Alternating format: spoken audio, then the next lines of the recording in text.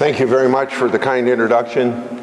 Shows a great deal of pride that people in Central America or Central Iowa have when they send such a large delegation to this town.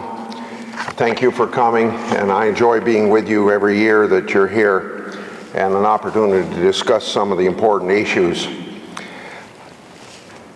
I believe one of the things that we have to do in Washington, particularly if we're going to create jobs, is establish a certain amount of certainty for the future.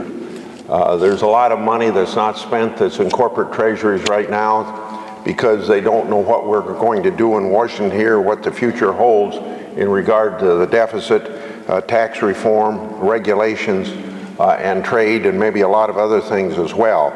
So I thought I would go over some of those issues with you.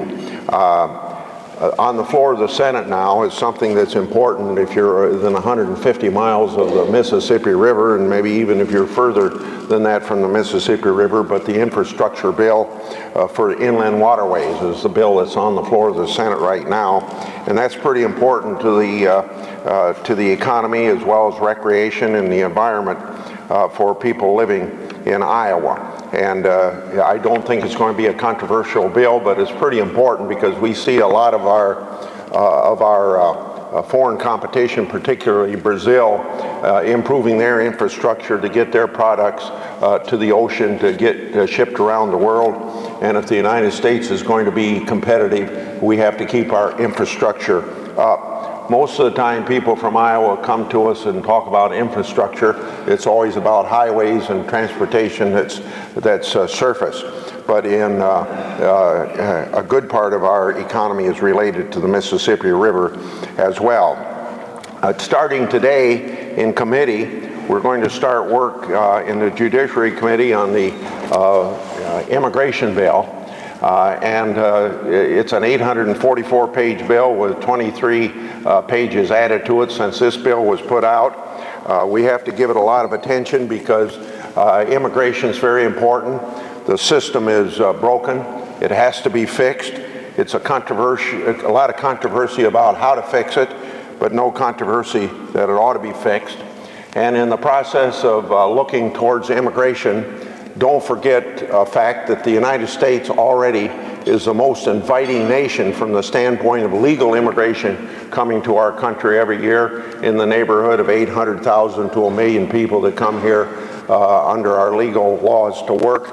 So we work then with the issue of not only legal immigration in this bill, but we work with it as far as it deals with undocumented workers that are here, that are probably here for a good deal for our economy as well as for their own welfare, but based on a country, based on the rule of law. We want to make it possible for people to come here legally and make it impossible for people to come here undocumented.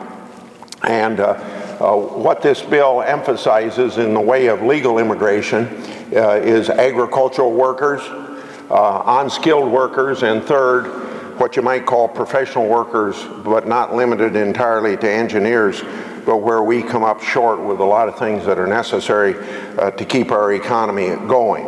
I think this bill will be in committee for a few days, but it's not going to be stopped in committee, and nobody should try to stop this bill. You might want to stop it at the tail end if you don't like what's developed, but you're never going to know until it gets through the committee process and the amending process on the floor of the Senate and see what's up at that particular time. But we ought to move it along as rapidly as we can. And then, of course, the House of Representatives will add their ideas to the bill as well. And I think in one of the roles that I think I have a responsibility to play in this, there's just a few of us that were around here when the 1986 bill passed. And we thought that we closed the border by, for the first time in the history of our country, making it illegal to hire undocumented workers.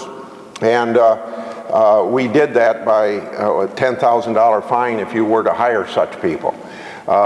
We didn't anticipate an industry of fraudulent documents that developed as a result, so that if Chuck Grassley was undocumented in the country, but I had a passport that looked good to you and you could hire me, you weren't subject to the penalties of the legislation if you acted in good faith. Well, whatever we wanted to do, we screwed up. It didn't work. So I anticipate my colleagues are going to get sick and tired of me saying the mistakes we made in 1986, but I'm committed not to making those mistakes again. And the whole premise of this legislation is based upon the fact that legalization comes about when the border is secure. And that's the basis for it. And there's even a lot of the people that wrote the bill, the 4 Republicans and 4 Democrats, that said, yes, we got to do more yet than what's in this legislation to secure the border. Next week, we're going to start on the agriculture bill in the Agriculture Committee. I think that bill will be voted out of committee, not a whole lot different than the bill that passed the Senate last year. Last year and this year, I think it'll save about $23 billion. It will eliminate direct payments. It will maintain the crop insurance program. And if there's one aspect that might be a little bit different, it'll be in the area of southern agriculture, peanuts and rice, where they want to go back to the old target price concept, where farmers will farm according to the farm program instead of to the signals of the marketplace. And I hope those of us in the Midwest can stop that trend back prior to the farm bills of 1996 from happening again. Tax reform is another issue that may come up or might not come up, but coming up depends upon whether or not the House of Representatives passes a bill, because you know under the Constitution that's where it has to start. All I can say is that the chairman of the House Ways and Means Committee and quite frequently communing with our chairman and the Senate Chairman Max Baucus, trying to move along tax reform based on the proposition, as Camp would say, the tax code is longer than the Bible, but there's no good news in it. But that tax reform is very, very important. Again, to move the economy along, so less decisions are made by the politics of the tax code and more decisions are made by the issue of more decisions made in the marketplace than the politics of the tax code. I'm going to end on an issue that I'm glad that I believe the President is going to bring this up, and he hasn't for the last 4 years, and 2 years before that. The trade issues, what we call Trade Promotion Authority, ran out. So we've been in the longest period of time since World War II where the President hasn't had the authority that Congress normally gives to the President to negotiate trade agreements. There's a signal coming through the Special Trade Representative's office that the President is going to seek Trade Promotion Authority. And there's a lot of negotiation going on without the President having the authority, but you never get to finality until the countries that are negotiating with us know that whatever the President agrees to is going to be voted up or down and can't be changed by the Congress of the United States. And that's the essence of Trade Promotion Authority, is so that we send a signal to the rest of the world that when the President's negotiating for the Congress, because the constitutional power rests with the Congress, that it's going to be a good faith negotiation and not changed. So if we can get that done, it seems to me we can bring to finality what's been negotiated under Bush, now continuing under Obama, the Trans-Pacific Partnership.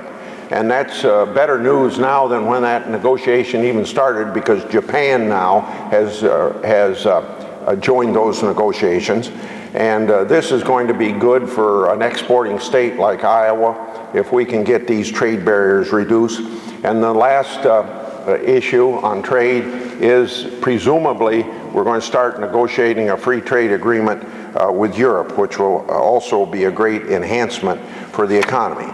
So all of these things are a little bit in limbo now. You folks that are in business may not be hiring as many people as you would want to hire because you don't know really what Congress is going to do or the President's going to do.